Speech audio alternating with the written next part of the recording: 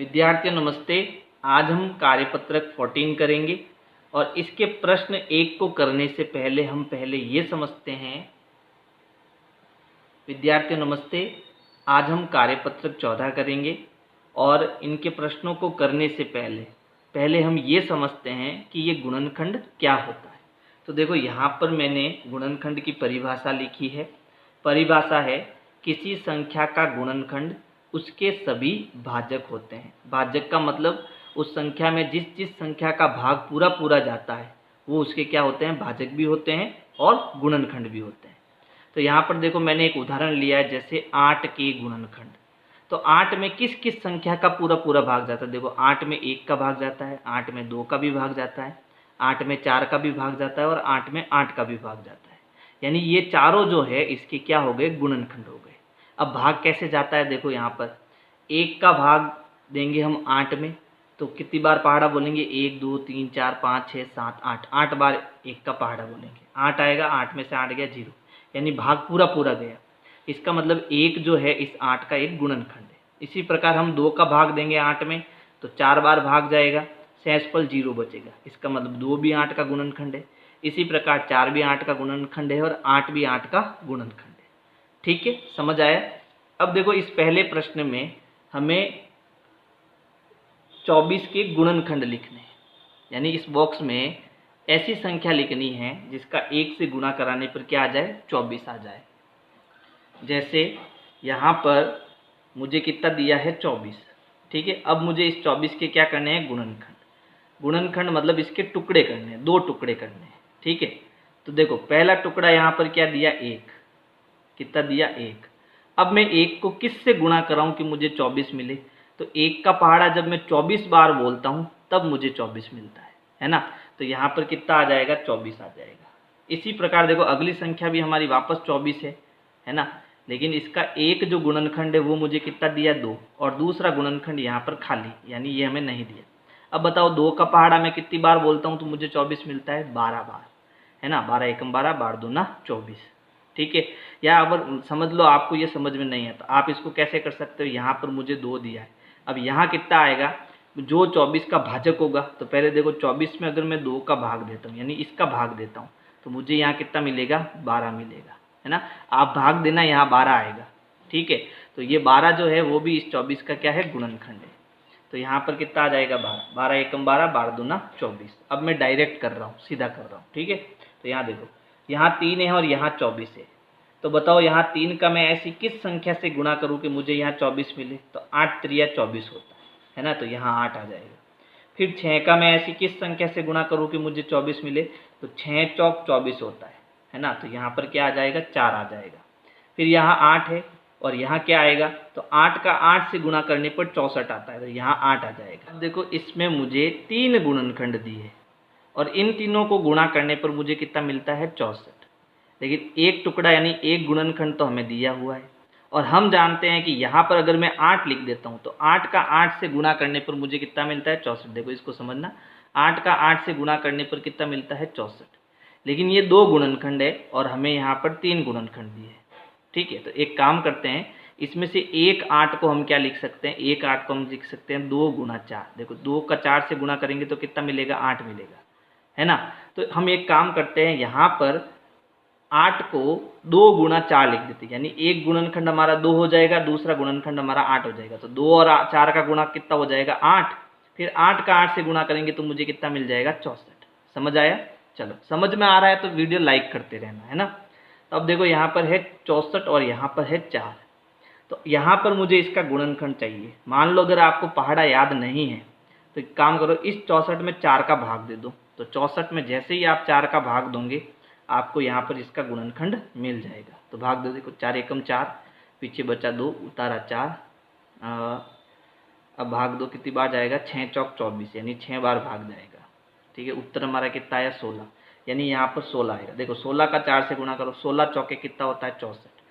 समझ आएगा ना। चलो अब यहाँ पर मुझे 2 टुकड़े करने और यहाँ कितना दिया है, 64। देखो ऊपर हमने 16 चौक 64 किया है ना, यानी इस 16 के भी मुझे 2 टुकड़े करने हैं। तो 16 को मैं क्या लिख सकता हूँ, 2 × 8, है ना, 8 दूनी 16।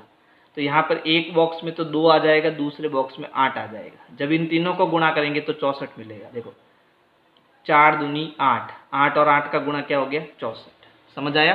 चलो अब देखो इसमें 8 का किस से गुणा करूं कि मुझे 96 मिले यानी 96 मिले। मान लो आपको पहाड़ा नहीं आ रहा है तो आप क्या करो, इस 96 में 8 का भाग दे दो।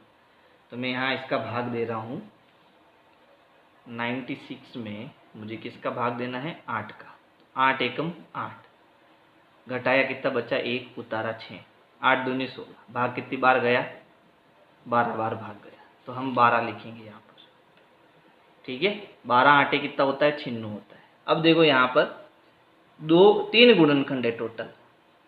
एक गुणनखंड दिया है, दूसरा भी दिया है, और बीच वाला हमें क्या करना है ज्ञात करना है। तो आप एक काम करो, इन दोनों को गुणा कर दो। तो 3 दूनी कितना हो गया 6। अब 96 में 6 का भाग दो तो आपको ये बीच वाला गुणनखंड मिल जाएगा।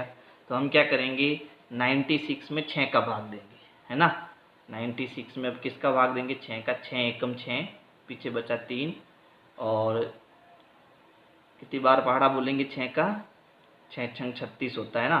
तो 6 बार पहाड़ा बोलेंगे तो उत्तर कितना आया 16, है ना। तो बीच में कितना आएगा 16 आएगा। ठीक है, इसी प्रकार देखो यहाँ पर भी 3 गुणनखंड दिए, लेकिन यहाँ 96 है और यहाँ हमें 4 दिया हुआ है ना। अब हमें यहाँ पर दोनों गुणनखंड पता नहीं चल रहे, तो एक काम करो, इस 96 में 4 का भाग दे दो। तो यहाँ पर मैं 96 में जो है 4 का भाग दे रहा हूँ। 4 दूनी 8 होता है, पीछे बचा 1, उतारा 6, 4 चौक 16, यानी कि हमारा जो उत्तर है वो कितना आया 24।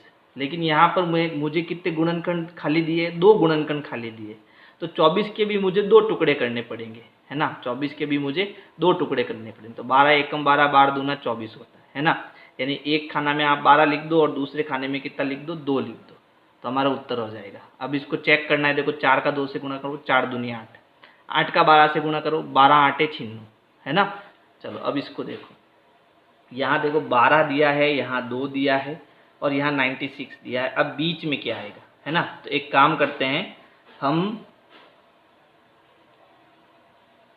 12 और 2 का गुणा करते हैं। तो 12 दूना 24।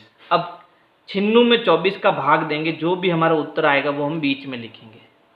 तो हमें क्या करना है 96 में 24 का भाग देना है। तो देखो जब मैं 24 का पहाड़ा 4 बार बोलता हूँ तो मुझे क्या मिलता है 96 मिलता है।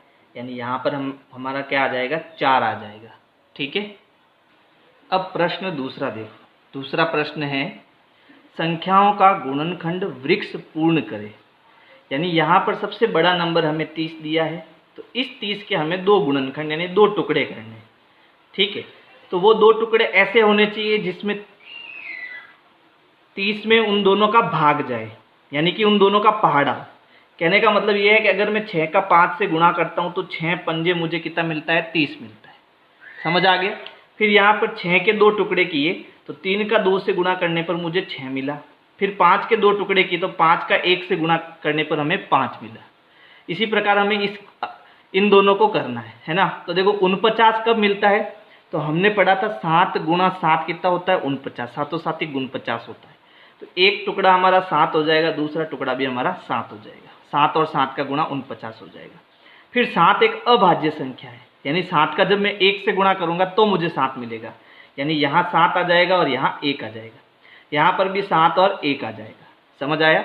अब देखो 84 किसके पहाड़े में आता है, तो अगर मैं 12 का पहाड़ा 7 बार बोलता हूँ, 12 7 84, है ना। तो यहाँ पर 12 गुणा 7 करता हूँ तो मुझे 84 मिलता है। यानी एक तो गुणनखंड हमारा 12 हो गया, दूसरा 7 हो गया।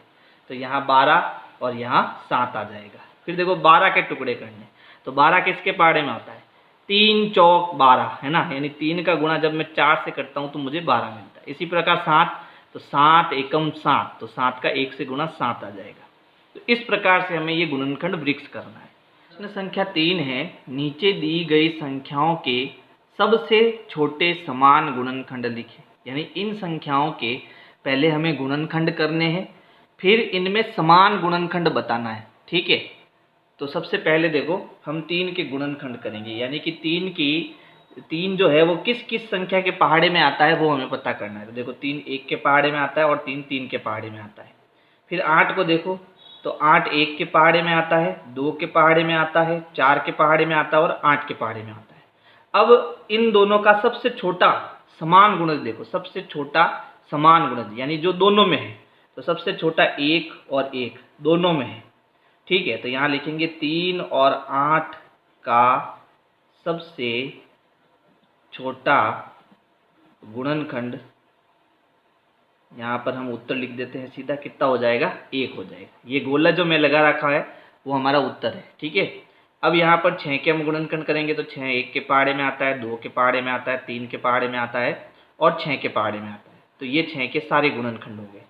इसी प्रकार 14 के गुणनखंड, तो देखो 14 1 के पहाड़े में आता है, फिर 2 के पहाड़े में आता है, 7 के पहाड़े में आता है और फिर 14 के पहाड़े में आता है। इन दोनों में भी सबसे छोटा समान गुणज क्या हो जाएगा हमारा, गुणज नहीं गुणनखंड हो जाएगा 1, है ना। तो यहाँ लिखेंगे समान गुणनखंड, समान गुणनखंड जो है वो हो जाएगा 1। इसी प्रकार इन दोनों को करते हैं। देखो 12 के गुणनखंड क्या क्या है, 1 है, 2 है, फिर 3 है, 4 है, 6 है और 12 है। 16 के गुणनखंड देखो क्या क्या हो जाएंगे, 1 है, 2 है, 4 है, 8 है और 16 है। इन दोनों में भी सबसे छोटा समान गुणनखंड क्या हो जाएगा, समान गुणनखंड जो सबसे छोटा है वो क्या हो जाएगा, 1 हो जाएगा, है ना। यानी इन सब में उत्तर हमारा क्या हो जाएगा, 1 हो जाएगा। अब है प्रश्न संख्या 4। प्रश्न 4 है 16 और 80 के गुणनखंड ज्ञात करें और उनके सबसे बड़े समान गुणनखंड लिखिए।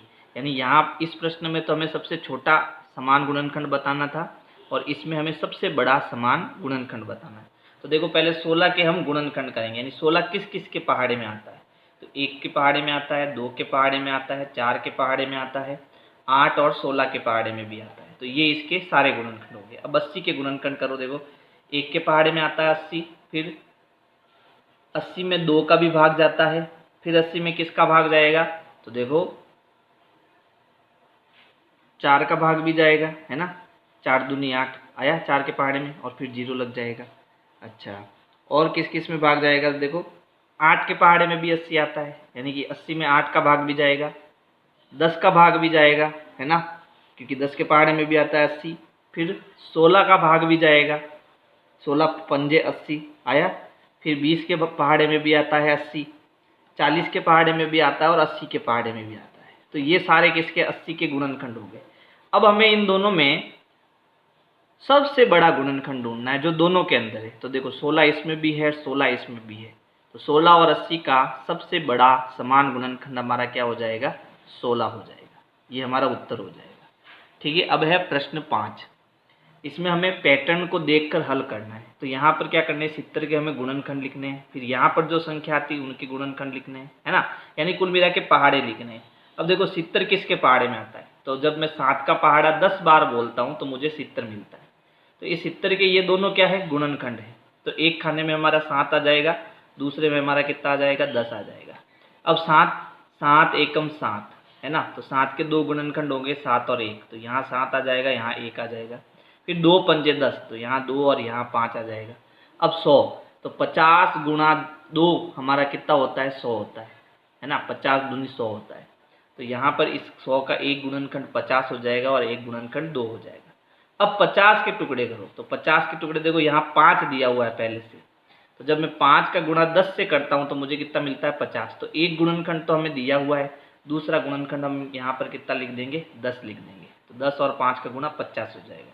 अब देखो यहाँ 2 लिखा हुआ है, तो यहाँ बताओ कितना आएगा कि 2 का इससे गुणा करने पर 2 मिले, और वो संख्या क्या होगी, 1। 2 का 1 से गुणा करने पर हमें 2 मिलेगा। इसी प्रकार यहाँ पर कितना है, 125, है ना। तो देखो 25 पंजे 125 होता है, 25 का 25 से गुणा हमारा कितना होता है, 125 होता है। यानी इस 125 के 2 टुकड़े हो जाएंगे, 25 और 5। तो यहाँ हम लिखेंगे 25, यहाँ लिखेंगे 5। अब 25 के 2 टुकड़े, तो 5 का 5 से गुणा हमारा क्या आता है, 25। तो 25 के ये दोनों गुणनखंड हो जाएंगे, यानी यहाँ भी 5 आएगा और यहाँ भी 5 आएगा। और 5 के गुणनखंड है, तो 5 एकम 5 होता है, तो 5 के 2 गुणन 5 और 1 हो जाएगा, 5 और 1। तो इस प्रकार से जो है हमें कार्यपत्रक 14 करना है। अब अगर मेरी वीडियो आपको पसंद आ रही है तो वीडियो आपको लाइक करनी है ना, और अपने दोस्तों को शेयर करनी है। प्लेलिस्ट के लिए आपको सर्च करना है विनय क्लासेज ब्लॉग। सर्च करने के बाद आपको मेरा चैनल दिखेगा, आपको चैनल में जाना है। चैनल में जाने के बाद आप प्लेलिस्ट में जाएंगे तो प्लेलिस्ट में आपको